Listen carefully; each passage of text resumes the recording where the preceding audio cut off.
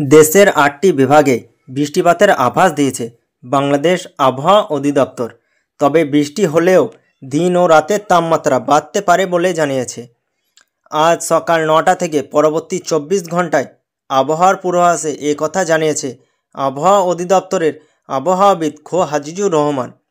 আবহাওয়ার পূর্বাভাসে বলা হয়, রংপুর, ময়মনসিংহ, চট্টগ্রাম ও সিলেট বিভাগের অধিকাংশ জায়গায় এবং রাজশাহী, ঢাকা, খুলনা ও বরিশাল বিভাগের অনেক জায়গায় অস্থায়ীভাবে দমকা হাওয়াসহ হালকা থেকে মাঝারি ধরনের বৃষ্টি বা বজ্রসহ বৃষ্টি হতে পারে।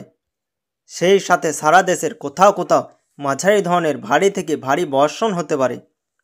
আরও বলা হয়, সারা দেশে দিন এবং রাতের তাপমাত্রা সামান্য বাড়তে পারে। ঢাকায় বাতাসের গতিবেগ ঘন্টায় ১০ থেকে ১৫ কিলোমিটার, যা দক্ষিণ বা দক্ষিণ পূর্ব দিক থেকে বইছে।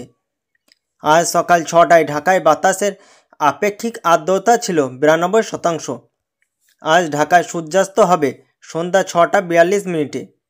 গত ২৪ ঘন্টায় দেশের সর্বোচ্চ ৮৮ মিলিমিটার বৃষ্টিপাত হয়েছে খুলনার চুয়াডাঙ্গায়। সর্বনিম্ন তাপমাত্রা ২৩ ডিগ্রি সেলসিয়াস ছিল টাঙ্গাইলে এবং সর্বোচ্চ তাপমাত্রা ৩৪ ডিগ্রি সেলসিয়াস ছিল তেঁতুলিয়ায়। আবহাওয়ার সিনপটিক অবস্থায় বলা হয়েছে, মৌসুমি বায়ুর অক্ষের বর্ধিতাংশে রাজস্থান, হরিয়ানা, উত্তরপ্রদেশ, বিহার, পশ্চিমবঙ্গ ও বাংলাদেশের উত্তরাঞ্চল হয়ে আসাম পর্যন্ত বিস্তৃত রয়েছে। এর একটি বর্ধিতাংশ উত্তর বঙ্গোপসাগর পর্যন্ত বিস্তৃত। মৌসুমি বায়ু বাংলাদেশের ওপর মোটামুটি সক্রিয় এবং উত্তর বঙ্গোপসাগরে মাঝারি অবস্থা